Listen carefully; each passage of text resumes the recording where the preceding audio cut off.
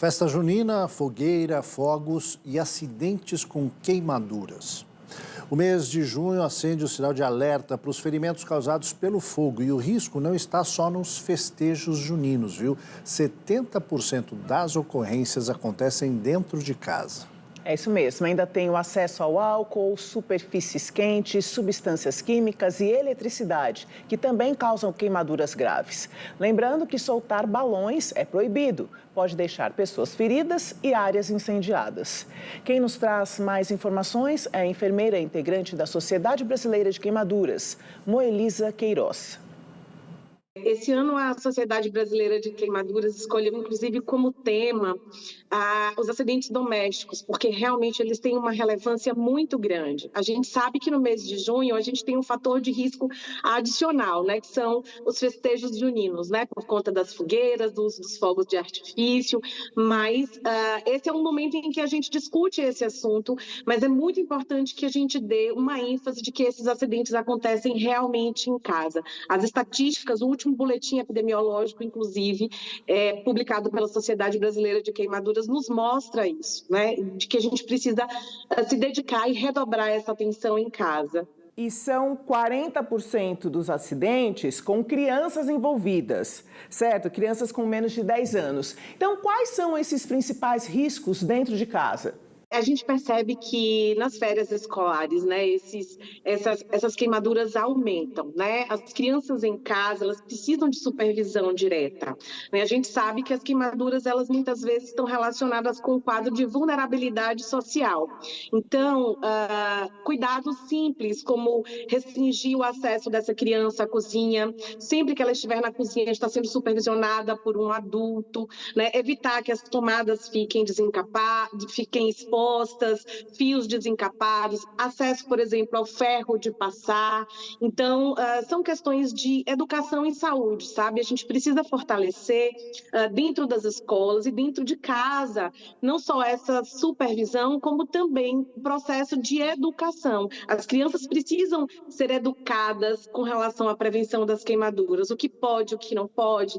Cuidados simples, como, por exemplo, deixar uma panela com o cabo voltado para fora do fogão, aumenta muito o risco do que a gente chama de escaldadura, que é a principal causa de queimaduras em crianças. É um grande risco. As crianças pequenas, elas não têm a visualização direta e elas têm muita curiosidade, né? Elas querem ver o que é que tem no fogão, o que é que tem em cima da pia, e os cabos para fora, eles são um grande risco, né?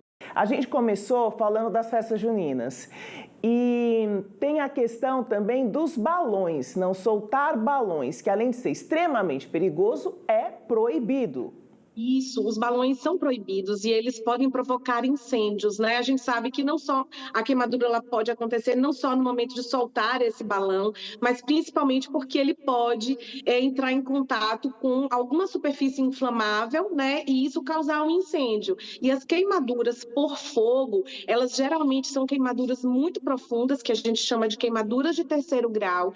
Elas exigem, muitas vezes, procedimentos cirúrgicos para o seu tratamento, e elas deixam sequelas que são gravíssimas. Então, além de ser proibido, né, a gente precisa alertar a população para o risco que é para a ocorrência de incêndios e queimaduras muito graves. E, Moelisa, o contato com o fogo gera as queimaduras que podem ser muito graves, mas não só o contato com o fogo que pode causar uma queimadura.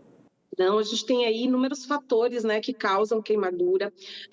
As queimaduras térmicas, por exemplo, elas não acontecem só quando a gente tem contato com ferro quente, superfícies quentes, elas causam queimadura, líquidos quentes, a gente chama atenção para a água, a gente chama atenção para o óleo, né, no momento do preparo do alimento.